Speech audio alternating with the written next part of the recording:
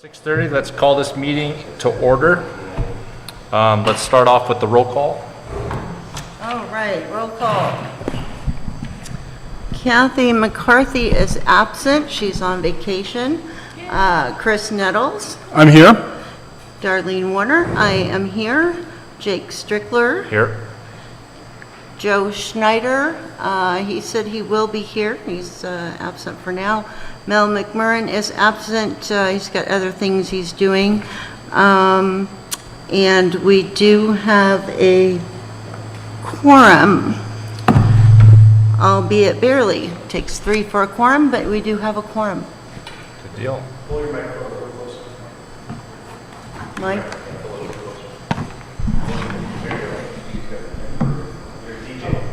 Yes, there we go. Oh, that's better. Yeah.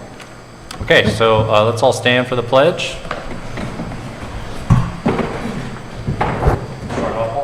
Absolutely.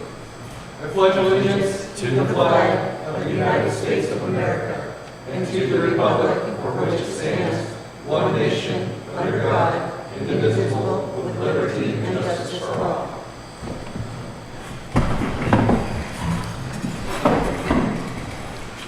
And there's last month's agenda up at the front, if everyone grabbed one. Could we motion to approve the agenda? I'll move to approve. This agenda. This month's agenda. This month's agenda. Okay. So we need a motion to approve this agenda, right? Yeah. Yes. All right, motion to Chris? approve this agenda for July 18th, 2024. I'll second that motion.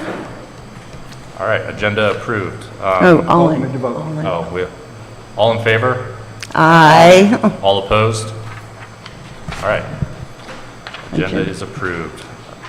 Motion to approve last month's minutes. I'll make a motion to approve the May minutes. I'll second that motion. All in favor? Aye. All not in favor? All right. Was it the May or the June minutes? June. Okay. June. Yeah. So last month's minutes are approved. 6:32, right on time. Now we can go on to short announcements. Couple Short folks just announcements. rolling in. Hi, I'm John Wilcox.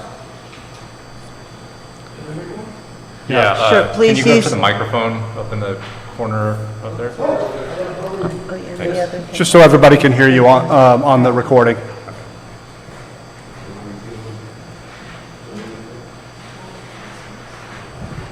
Hi, I'm John Wilcox. I'm a Cobb area member. Thank you for having the meeting tonight. Really appreciate it. Your service to the community is essential.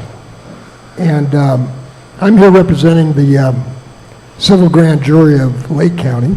And we just produced the report. It's been distributed, but I did want to be sure that the council had a copy of the final report. This is the annual report that we produce, and I did leave some flyers up on the table that tells you a little bit about, the civil grand jury, and I'll leave this with the chairman. Thank you very much. And at the library, thank you. Is that report available online as well, or I'm sorry, what was the question? is it available online as well? It is, yeah. County of Lake, if you just search grand jury, you'll find copies of it this year, and I think it goes back probably 10, 15 years. Thank you very much.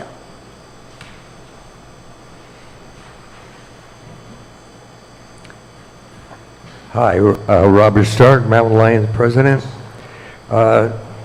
Just a reminder, Saturday night bingo. We open at 6:30. Games start at 7:30. And I would say that on the 23rd, the 23rd,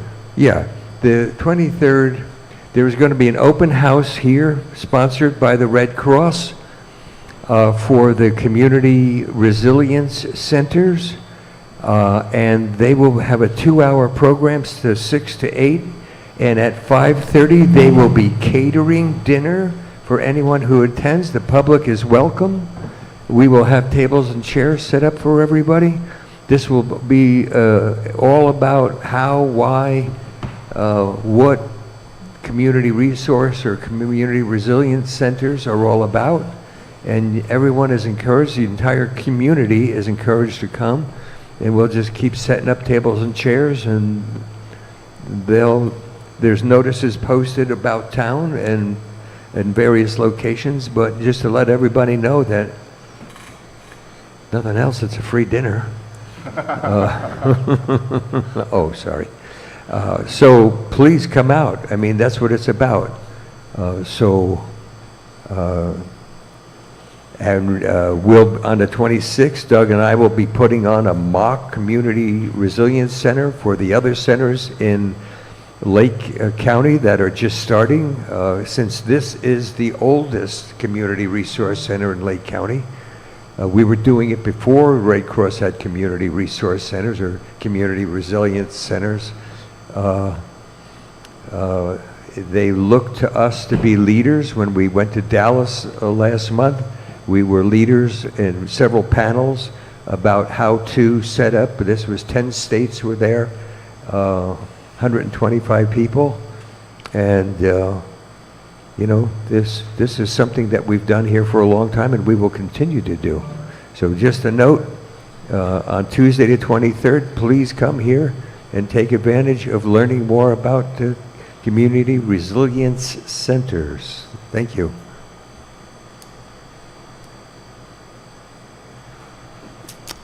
Oh, I'll do a short announcement I have one from Kathy, who's on vacation in Maine. Thank you. She said, Maine is beautiful. The mountains and lakes, the people are friendly, hardworking community members who are welcoming to visitors, and it reminds her of Cobb and why she chose to live there, or why her and her family chose to live here in Cobb, and Maine reminds her of here. Very good. Any other short announcements?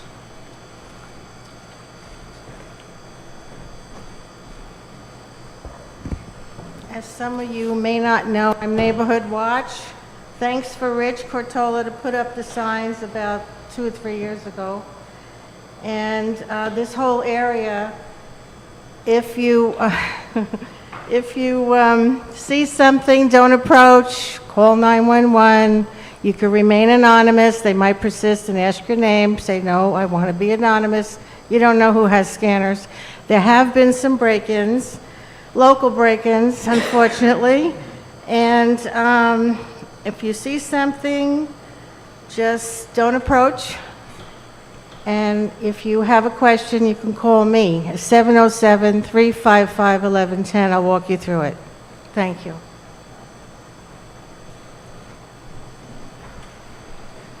All right. Any other short announcements? All right, we can move on to public and board comment on non-agenda items. Looks like we'll keep rolling through that. Supervisor's comments. Supervisor Pysko. So, last time we were talking about the tree mortality surveys that are out, and a month ago, I think we had gotten about 6 surveys, and we need about 70, and now we're up to about 35. So, good job, everyone, but we still need more. Again, the surveys and the tree mortality program can be found on the county website if you put in the search bar, tree mortality program, if you want any or more information. But it's essentially the Cobb area in the Middletown, Hidden Valley, Jerusalem Valley area. So that's the target area, the polygon that we want to work to remove all of the standing dead trees that could fall in the road. So again, the survey is required because we need a right of entry to be signed for those trees that are rooted outside of the right-of-way in private property but could fall on the road. So we know there's lots and lots of those. So we'll keep working on that. Hopefully, if you know anyone that has stands of dead trees on their property, encourage them to fill out the paperwork. And we'll keep moving along with that. That again will be a no cost to the landowner program. But we really need to get these surveys completed so that we can try and get the waiver from the state so it's no cost to our county. I'm really glad our director, March, just walked in the door because we do have updates for the road work that's going to be happening here. So you'll hear that in a little bit. It's very exciting. And then the last thing is the local area plan committees. Well, the Cobb one was appointed this week on Tuesday. So thank you, Elliot and Chris. Thank you very much. Yeah. So that's been seated. We have a couple more to seat next week. And then Mireya is hoping to start those meetings beginning of August. So that will be happening shortly. It's very exciting. And then we've got Paula here, who's on the general plan committee. So we've got really great coverage from this area. So thank you all for volunteering and stepping up for that. Those are my 3 big announcements, and just wondering if anyone has any questions.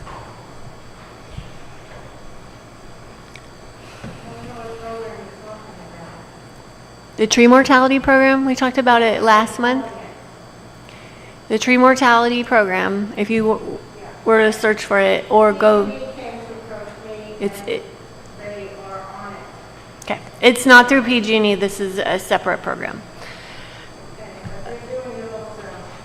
Yes, PG&E is doing their own vegetation management, and this is a program through the county.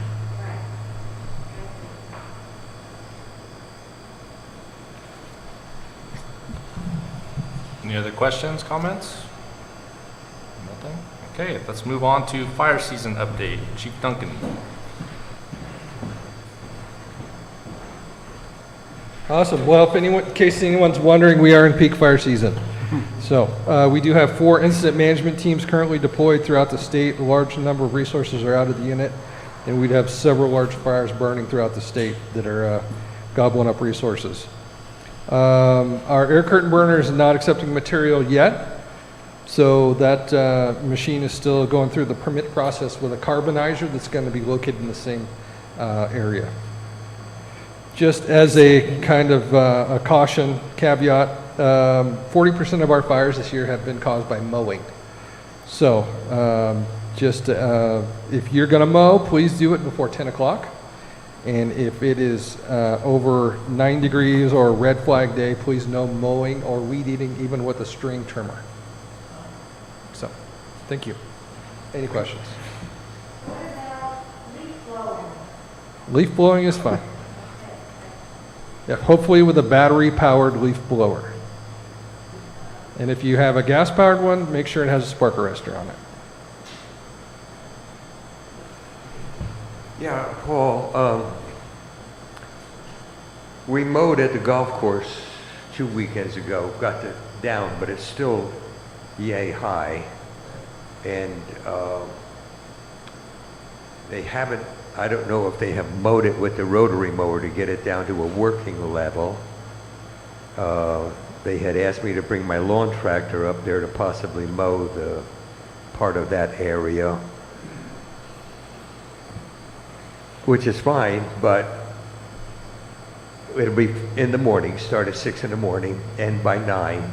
But do we notify you first, or do we? No notification would be required to do that mowing if it's under 9 degrees and you're mowing out there in that area. Now, if you feel like you're gonna start, like something, we're gonna hit a rock, then let me know and we'll put a piece of apparatus out there, get you a water buffalo out there, just because we need to get that hazard down, and we'll participate in whatever it takes to get that reduced. They had asked about running sprinklers out there. Until that grass gets shortened, the sprinklers aren't gonna spray. Okay. Well, those sprinklers are 80 gallons a minute, and they stick up yay high above So the we got ground. grass this tall. The water district fixed their water main and brought water to the fence, and they've been doing some watering there.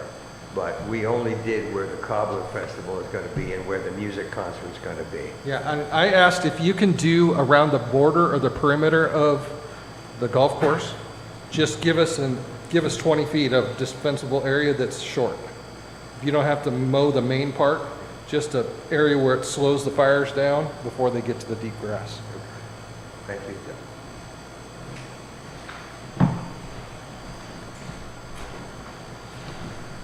All right. Now, one of the reasons we're all here, county road update by Public Works Director, Lake County, Mr. March.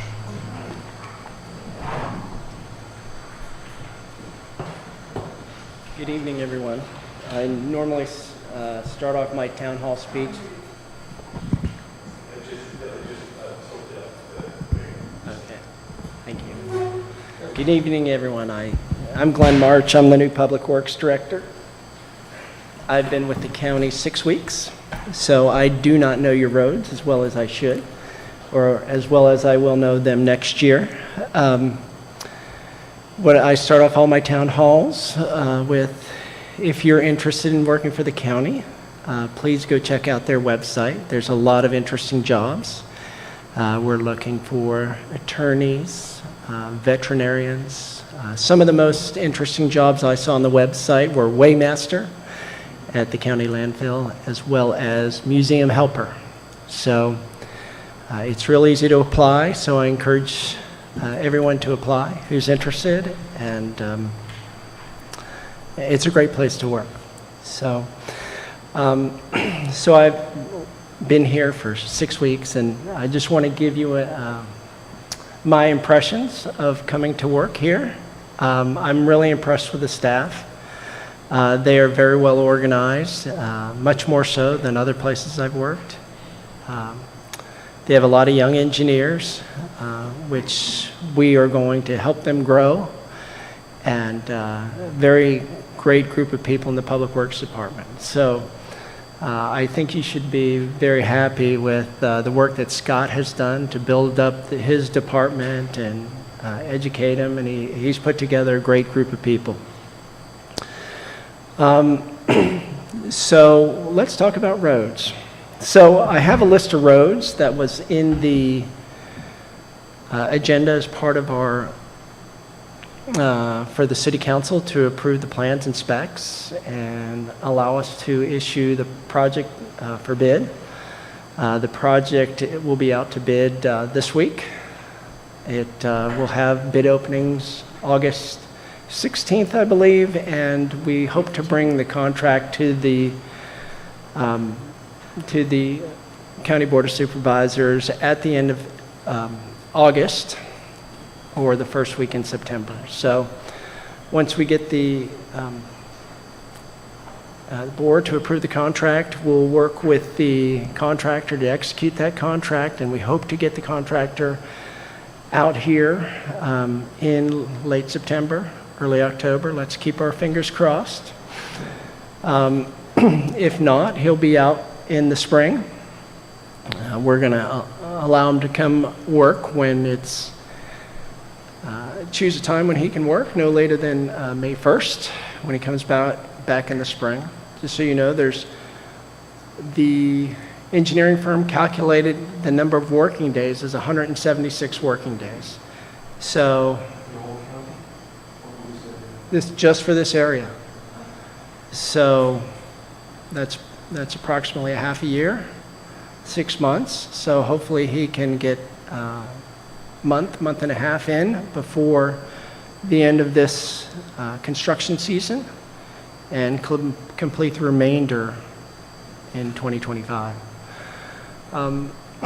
This is a large construction contract. This is probably larger than most future pavement rehabilitation projects. Don't write that down, please. So you have a great advocate for you, Supervisor Peiska. She has been working on Scott, twisting his arm to get this project out. And it is out, and we are going to begin building roads as soon as possible. So So just so you know, okay, Do you want to pass that list out so everyone, and then see if there's questions? Because that's what everyone's waiting for. Or, I can pass them out. It'll just take a minute.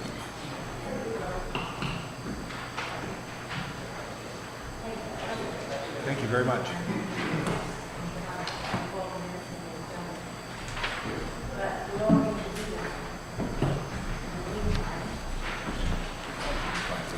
And the next one, I'll take two of them. so the roads, so the roads were selected primarily based on the roads that were available. A lot of the roads, the water district intends to do construction on to repair the water lines. So those were omitted from the project street list. So Scott developed a large list of streets. So there will always be people who are disappointed, but this is a project. It's about a $7 million project. I think that will be larger than any upcoming future project for road rehabilitation. Okay. And Bottle Rock Road is not on there because PG&E is undergrounding. We can't do it until the undergrounding is complete. Okay. Thank you. So what they're going to do is they're going to pulverize the existing road. They'll have machines that break up the asphalt, and then they'll compact it for a new base layer, and then they will place new asphalt, about 3 inches of new asphalt. So you guys are going to be inconvenienced for a while. What we'd like to see them do is do their pulverizing of the existing pavement, then come through with asphalt. But contractors tend to be able to produce asphalt, do production asphalt laying. And so there may be times when your streets are pulverized for longer than you would expect. So be patient, they will get there. And sure. What are they doing with the pulverized asphalt? Are they looking for places to put it? Like, No, to make it road base out. they're gonna go ahead Pulverize it and and put it back down. Yeah, They're making it road based out of the. exactly. Okay. So just so you know, we've had bad experience with contractors giving property owners material. We have, it hasn't worked out well for the property owners. So we want to avoid that if we can. Okay. So, I just wondered, I live up where the District 5, we call it the dump area, is the one up on Silver Creek. okay. And we share the driveway with that. And they brought a bunch of it up there when they were doing some of this already. So I didn't know if they were going to be bringing all of it pulverized up there or. I don't know. They need, the contractor will be required to dispose any material that they don't incorporate into the work. There's So, a lot of traffic on that road, that's why. yeah, Okay, thank you. sure. Any culvert repair to go on along with the pavement? There are none in the plans right now. So I don't know if any need to be repaired, but that would be something that we're interested in, if those can be identified. So, you have a question? Yes, I'm Tom Slade, some of you know me, and far be it from me to criticize, but I do that once in a while. First of all, welcome. You've been here 6 weeks. I was 40 years old when I moved here 40 years ago, and I've seen a lot and documented a lot, things I can show. And so I thought now's the time to talk about this. Let's talk about it until later. I brought some things, I'll pass it around, some photos, because maybe everything's going to be fine from now, and I certainly hope so, but, well, this is the first one. I gave up calling road maintenance about 15 years ago because either they wouldn't come or they would do a bad job, I think, or sometimes a very bad job. and this is, and you can take a look at this first, but this will show you the street I live on.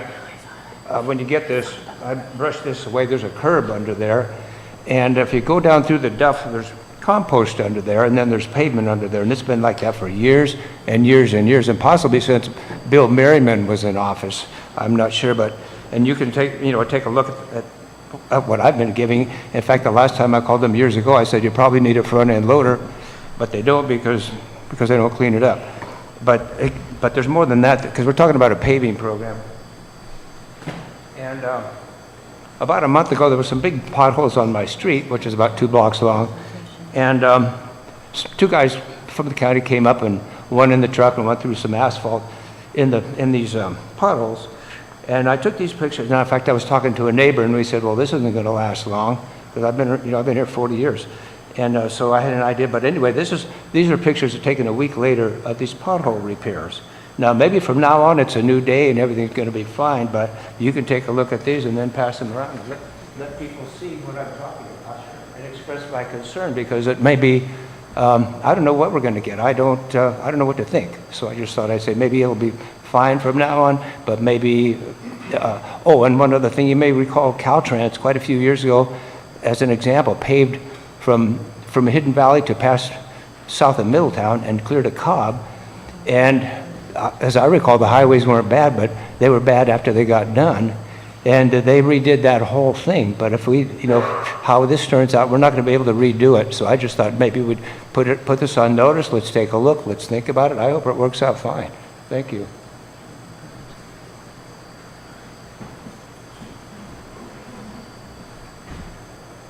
So, just so you know, part of our process is to inform all the contractors in the area that the project is out to bid and have them bid.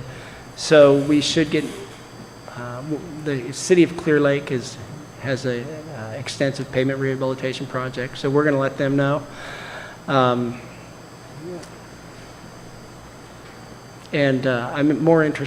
really interested in getting your contact information and talking about that work that was done.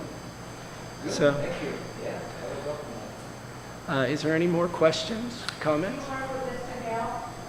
Yes. Yeah.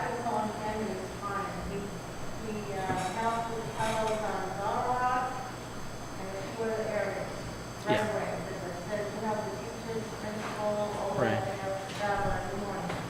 Yes. I've had upsets missing, I've had blowout, I've had stuff happening to my vehicle that's not getting like this, other than like this. Yeah. We need to have that fixed. Jim Hale and his group, he has about 30 people working underneath him, and they're very impressive.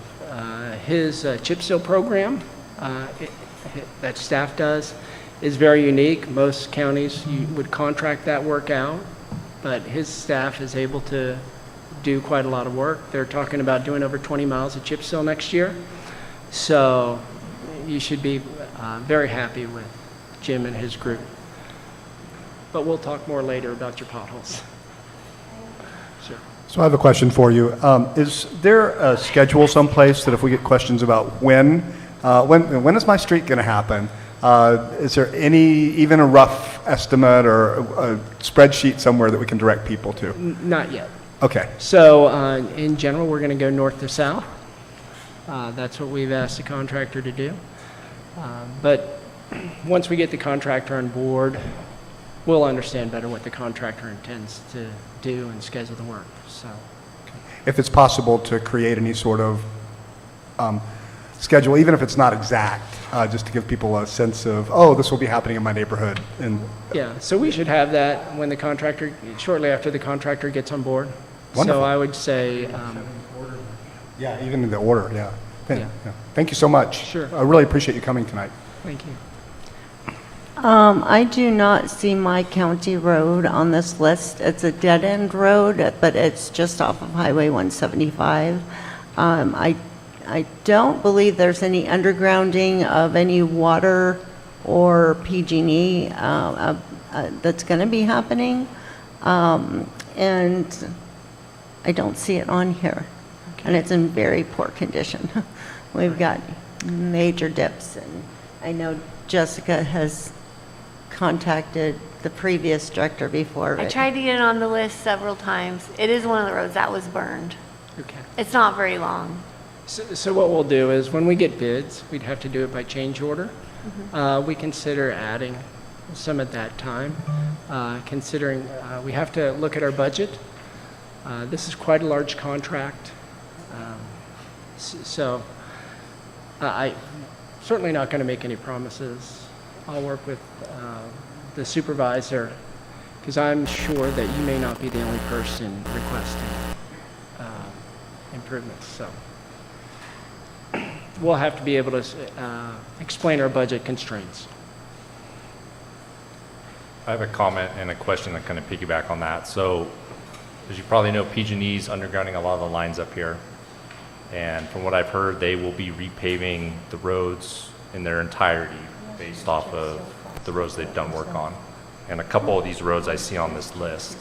Okay. Is it counterproductive to go in after them and pulverize the new AC that they have laid? No, but I wasn't aware of that issue. So what typically happens when a third party comes in the right of way and does work, it's Jim Hale and the third party, PG&E in this case, would negotiate what work that PG&E is responsible for. And they may or may not be responsible for the entire street. So that's something that would be worked out through Jim and his team. So I don't know what the plan is. If you can send me your street names, and we'll take a look. Yeah, there may be options where, you know, if that road's already done, it may be able to go somewhere else. Yeah. But, and then my second question is kind of to piggyback off Chief Duncan, is a lot of the side roads up on Cobb, culverts are blocked or crushed. Some areas where they're not part of Cobb Mutual Water, the water lines crisscross under the road and they're only buried down, 5-6 inches. And if they've overlaid in the past, there's going to be, just like with any construction project, there will be issues during construction. And it would be nice, I know it's a big ask because there's a lot of streets on this list, but site walks to kind of go through that and maybe put a contingency in the scope for some of that culvert work. Yeah, no, just so you know, our water resources group is very cognizant of that. Like I said, I've been here 6 weeks. Yeah. I haven't been able to come out and visit your streets, but our water resources group is very cognizant, and I know that Jim is out prepping for this project, and I'll talk to him tomorrow. Appreciate that, thank you. Sure. I'm curious, when they lay the asphalt, there's things, I don't know too much about that, but like Barbara Green, those machines, are you familiar with those? Probably other company making them, that's a company name. When you see them up on the highway, probably like Highway 175 through Cobb, they do very, very smooth surface of the big machine. They dump the asphalt, they just Right. put it out and make it very, like what we see down in, Ridge, would be anything like that? Which is what I was told, I have no idea. So you're going to get a new hot mix asphalt surface. It won't be like a slurry seal or a chip seal. It should be a very smooth surface, and you guys should be happy with it, the new surface. Yeah. Yes. I wanted to piggyback off of your question. Are there any contingencies that you've worked out in these fires during the time that road work is being done? I'm sorry. I don't understand the question. One of the biggest concerns we have here in our area is over the fact that a lot of these roads are one way in, one way out. Mm-hmm. So work is being done. And when Caltrans worked on the highway, we made them bring real people in to control the traffic rather than rely on all those automated lights. And so I'm voicing a concern. Okay. I don't know what people would ordinarily do from the public ordinarily do. So typically, a contractor, well, for every project, the contractor is required to give a traffic control plan, how he intends to get his work accomplished and maintain the existing traffic to limit, the inconvenience to the public and allow for emergency vehicle access. So that's going to come as part of the contractor's traffic control plan, which we'll have the opportunity to review and give input on. So it's always a concern, emergency vehicle access as well as public access. So that's what we're reviewing their traffic control plans for. I'll just say, this is fantastic. I know how really, really, really difficult it is to get funding for roads. There's a reason why the roads in this, part of the world are in such bad shape. It's just because of the basic financial structure of road maintenance. The way it's this incredibly arcane system of taxes and pieces of taxes here, and the fact that you were able to help get this significant a project. This is a major, major accomplishment. So thank you so much for what it's really. You have to thank my colleagues for agreeing to this, too. Yeah, well, you obviously were persuasive. And just so everybody's aware, we do hear from the residents in other districts who were delayed because of the advocacy of the Supervisor Pyska. My husband, I worked for the Department of Public Works for 10 years, and my husband, Alan Fraser, used to run the chip seal programs around the county. And Jim Kale was a when he came on.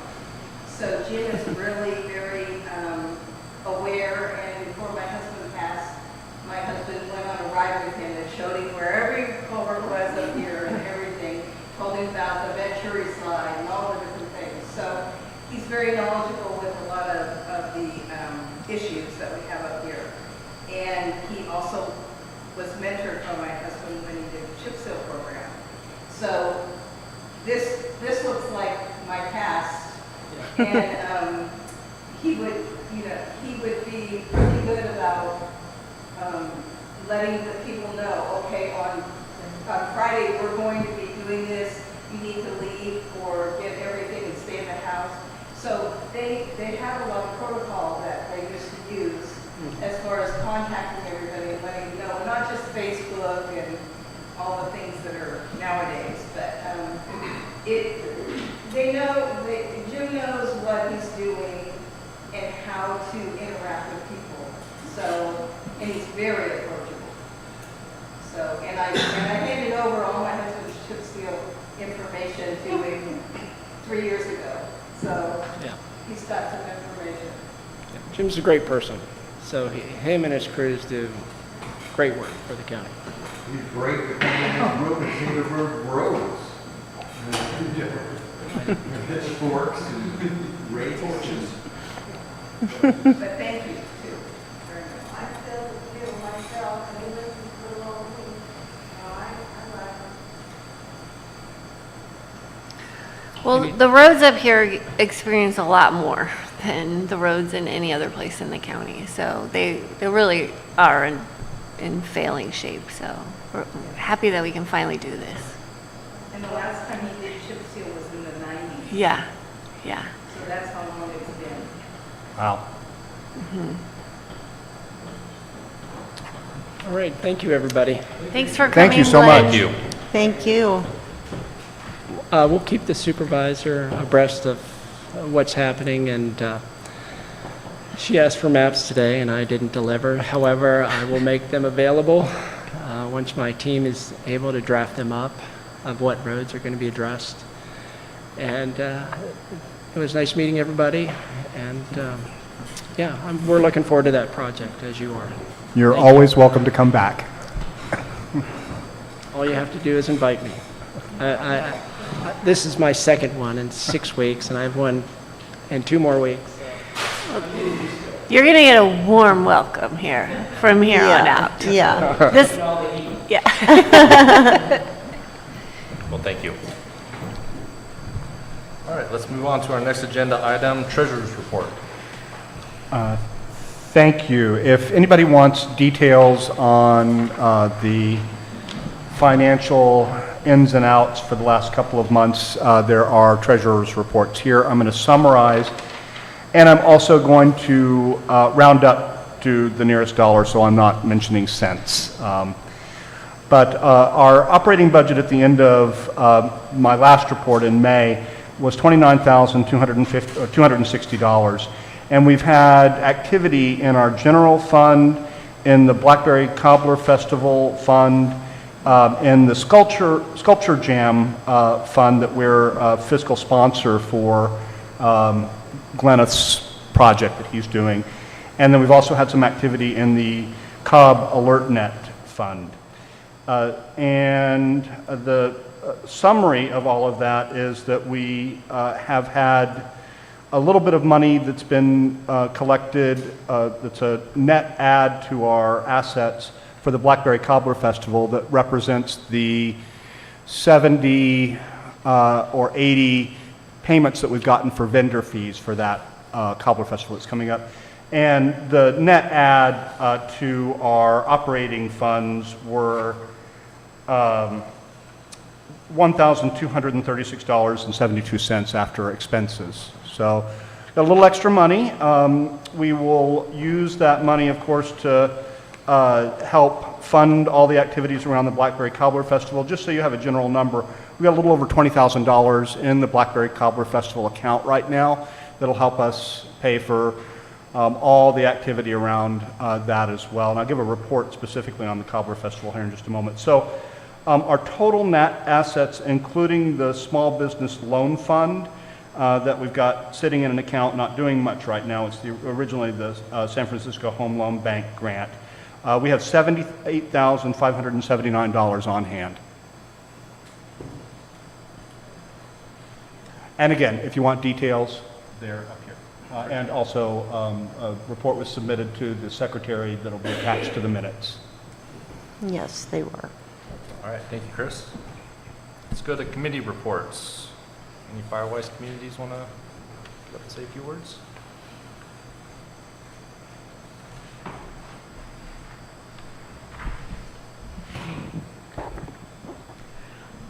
Magdalena Valderrama from Programs Director for Seigler Springs Community Redevelopment Association. I just am wanting to give a shout out to the great community leaders that have been keeping our Firewise communities going. Cindy Leonard, Kathy Blair, Wendy Collins, David Thiessen, myself, Peggy Kamichik, Kathy McCarthy, and Richie Booker, Michael Peterson, and Gary Prather. So we've got 5 active Cobb Firewise communities active in Cobb. 1 is inactive, and we're starting to have conversations about how to deal with next year's National Wildfire Preparedness Day, which comes up every May.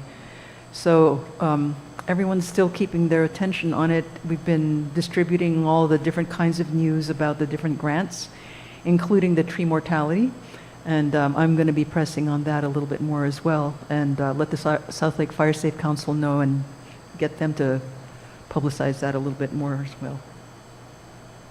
So if anybody needs help with ingress, egress, we've got the South Lake Fire Safe Council. You have to write to them at slfsc9@gmail.com. Just describe your project, and they'll schedule a look-see and decide whether or not your project is something that they'll take on. We just talked about the tree mortality emergency for trees that might be affecting county infrastructure. And then there's the Lake County Fire Safe Council Defensible Space Program. It's a short survey. You just have to fill that out, and they will prioritize those folks who are vulnerable populations, like elderly, disabled, and so forth, that might be having trouble doing the work on their own.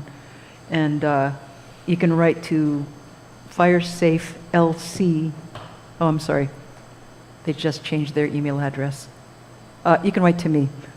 I'm at magdalenavh@sscra.org. Thanks. So Inez here has flyers for the Defensible Space Program from the Lake County Fire Safe Council.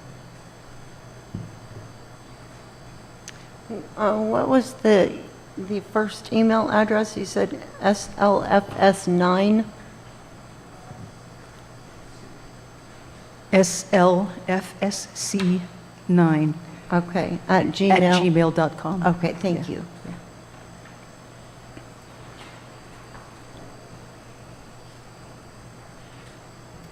Any other Firewires community members want to say anything?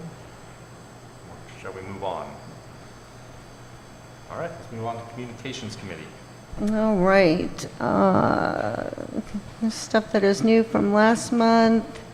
We're still finalizing our logo so we can have that all nice and pretty for the Cobbler Festival. We've reconfigured our ridge repeater that was causing some interference. It was not rejecting the tones that it was supposed to, and so it was keying up at the same time the mountain repeater was keying up. So it appeared as if someone was keying on top of us. So with my dad's help and my insistence that it was causing a problem, Mel has done some programming to get that further away from the mountain tones and that sort of thing. It seems to have improved the interference quite a bit, or improved the interference by not having interference. And we're getting about the same number of check-ins each week. Wednesday night, 6 o'clock, early check-ins, 6:30, formal check-ins. If you have a radio, pull it out of the drawer, put batteries in it, charge it, and check in. We do need people to step up to group lead. We have some regular group leaders, which is always appreciated. But the Boggs group, we need help with the Boggs group, the Boggs neighborhood, and we're getting 0 check-ins from the Boggs area. And especially now with being peak fire season, you know, we want everyone to be connected and be able to relay to other people and get the word out over the mountain if we need to. Mel has mentioned that the preliminary experiments with sharing the Hidden Valley Lake Alerts Only channel with the rest of the county, that's working well, and the goal is to share the alert channel that we have set up for the Hidden Valley Lake area, that will eventually be sharing that with the Lake County North and the Canocti repeater, to get that functional for more of a county-wide type of getting the word out for any sort of fires or emergencies that are throughout the county, and utilizing the repeater on the Canocti mountain, and that's run by the Lake County North GMRS radio group that we work very closely with, and they were kind of born of, so Mel's working on all that good stuff. That's pretty much the report that I have. Of course, we'll be at the Cobbler Fest, have a booth and radios for sale and an abundance of information and answers to questions. So if anybody has any questions here and now. Darlene, I have a question. Yes. So you'll be at the Cobbler Fest with, Yes. with a booth, but before the Cobbler Fest, is there a way people can get radios? Yes. How? Call Mel. I had them, but he now has them. You can always email us at cobbalertnet@gmail.com. But you can also give Mel a call on his cell phone. It's area code 415-302. Let me look at the Mill. Don't have equipment, LM. All right. Area code 415-302-6896.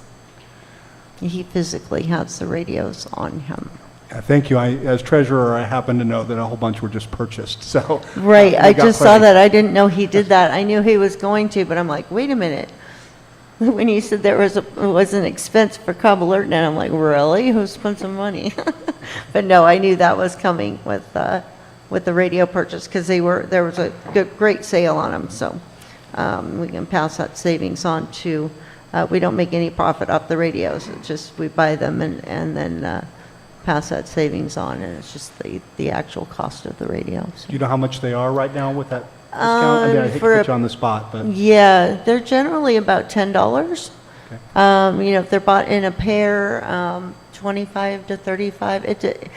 Those are for the small radios. I mean, for GMRS radios, if you're interested in that, that requires a license. No test. It's just very easy license. You can pick up a radio, simple one for 35 on up to however fancy you want to get. But the basic little, we call them the little radios. And they go about a range of half mile to a mile, depending on trees, obstructions, whatnot, and those are used within the neighborhoods. And those are, $10 for one. Thank you. Yeah, you're welcome. Any other questions for radio stuff? All right, thank you. Forest Health Committee. Good evening. Just a brief update. As you all may remember, we did get a significant federal grant from the U.S. Forest Service to do a Cobb area community wildfire protection plan. We've had our local preliminary meetings, got an initial budget approved. We've submitted all of our paperwork in due time to the Forest Service. We're just waiting for them right now. I just pinged them last week, and they said, stay in line. They got 30. This was a huge national funding piece, and we just got one teeny little piece of it, and we're just in line right now, but we can't start any work until we actually have an approved contract with the Fed. So we're just kind of marking time and waiting for that to happen, and we'll keep everybody posted. Thanks. Could you give us some idea what that would, when this goes through, what will happen? As I've said before, what we are going to do is there's a county-wide community wildfire protection plan that identifies key projects in general.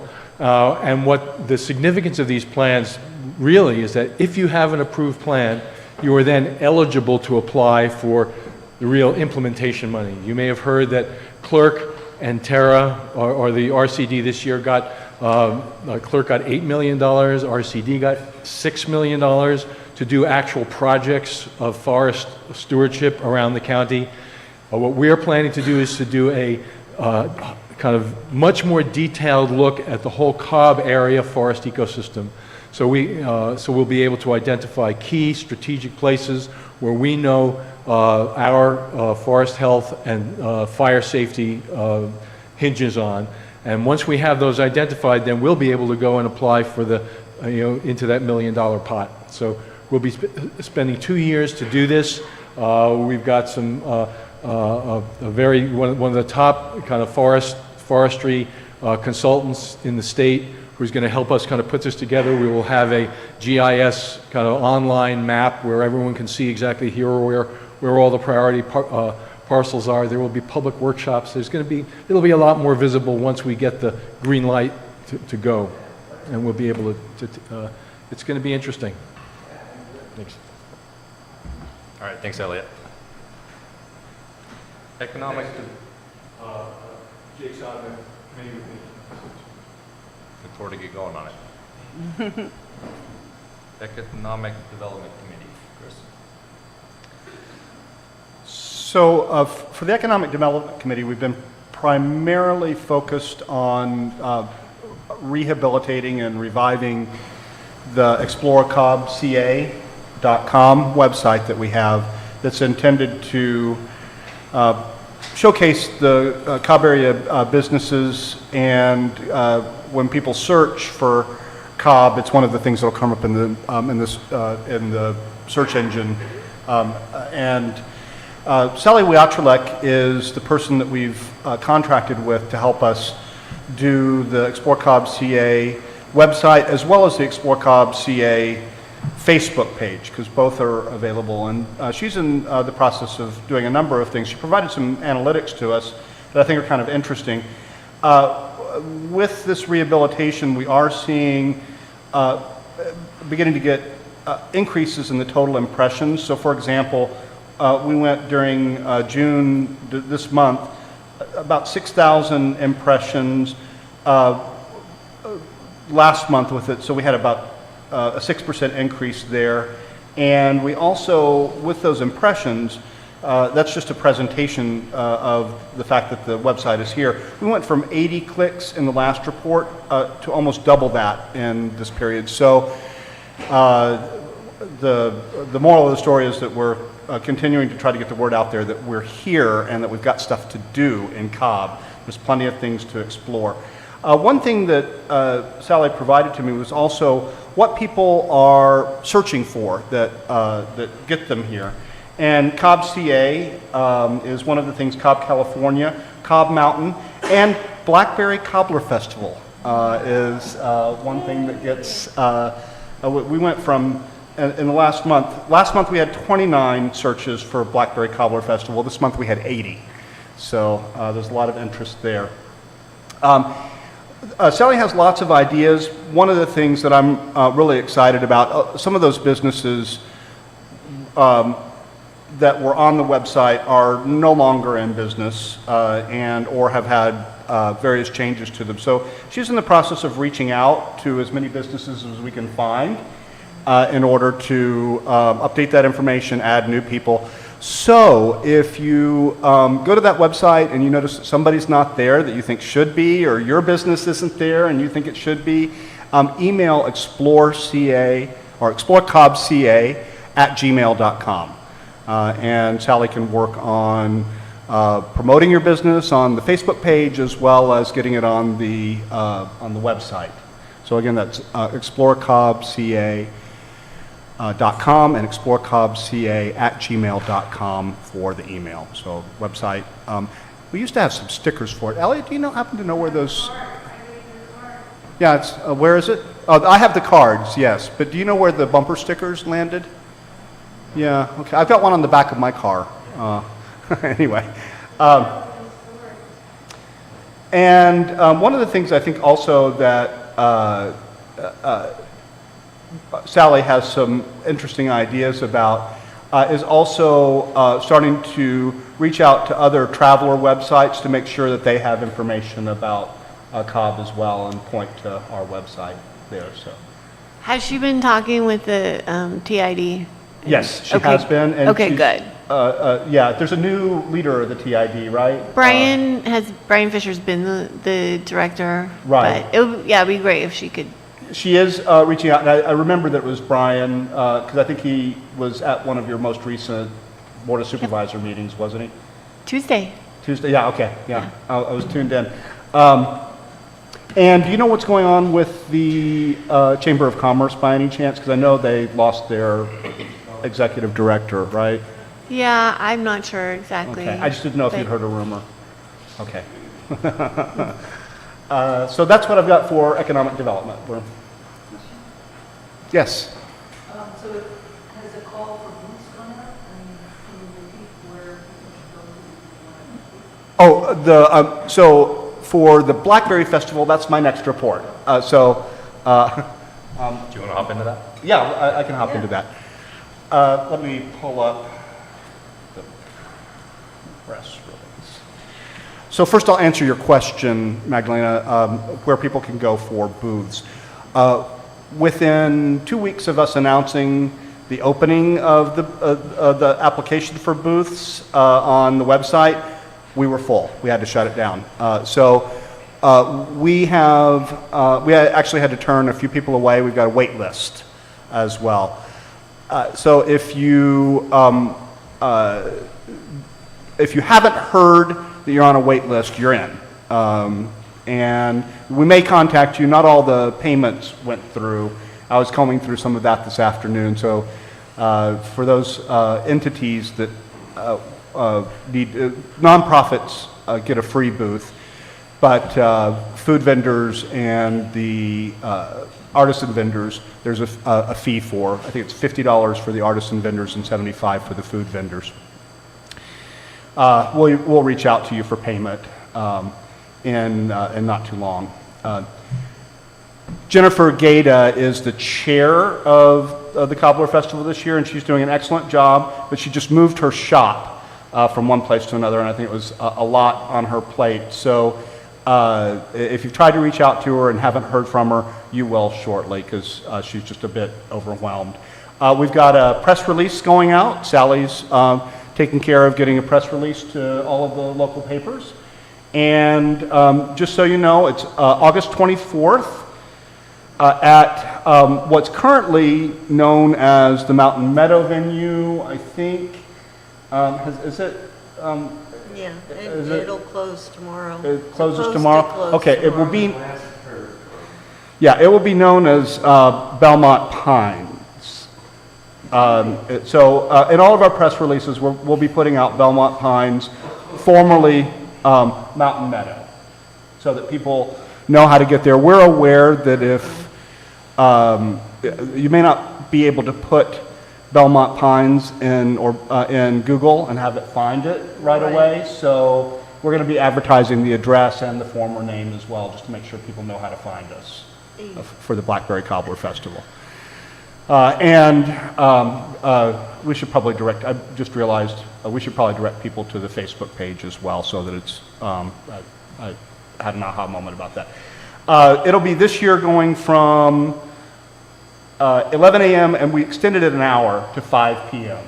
So a little bit more time to drink beer and wine and visit all the booths and the wonderful food, and have Blackberry Cobbler made by Cobb Mountain Lions, the big fundraiser for them, and SSCRA will be there as well with their environmental and fire safe information booths. So we're really excited, and we're about 6 weeks away, and the Cobbler Festival Committee is meeting weekly at the pizza place. So if you want to come down and find out what's going on or want to volunteer, come on down. There's plenty to do. We always need help. So 6 p.m. on Wednesdays at the pizza place is where we're having our meetings, and it's going weekly. Yes. You were there. That's right, at radio check-in time. So we'll have everybody at the meeting. You have to tell everyone to bring their radios and check in while they're there. Inez brought her radio and checked in. Oh, good girl.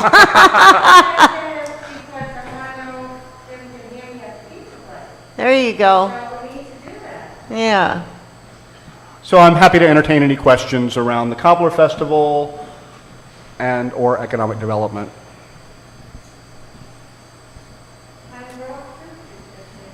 Yeah, okay. All right, thank you. All right, so next meeting will be August 15th, 6:30, same place, same time. By the way, that's my birthday, so happy early birthday. Ooh. Have to have Chris's a cake birthday. or something. What? Anyway. Do we know if our internet worked better tonight? Hmm? Do we know if the internet worked better tonight? That's a question for our PEG TV human over here. So I don't know. How is our internet working this evening?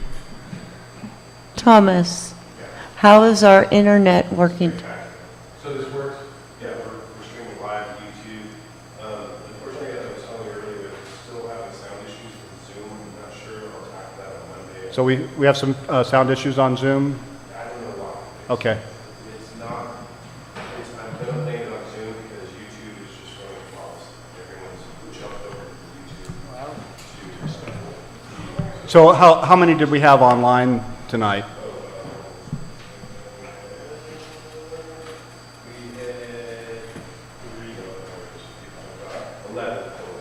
So 11 people tuned in Good. online. So whatever you see here, add 11 people. That's excellent. That's good attendance. Excellent. Thank you so much. What about CPA?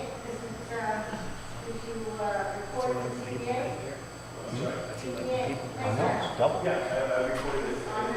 It doesn't air until Saturday, so I like to do back-to-back all of the, So on Saturday, the recording of this meeting will be available as well on Channel 8. on Channel 8. Yeah, like it usually As is. soon as the meeting's over, it's available. So it'll be immediately available on YouTube. Yeah, just Okay. when you go to the YouTube link, hit live, and it'll show the viewing. Awesome. Thank you so much.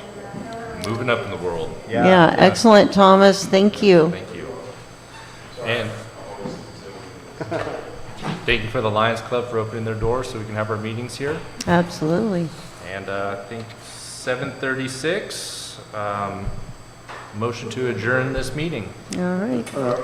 I I don't need a motion. Don't need a motion? You don't need a motion. You Let's can end just it. adjourn it, but yeah. Let's adjourn this meeting. Thanks, everybody.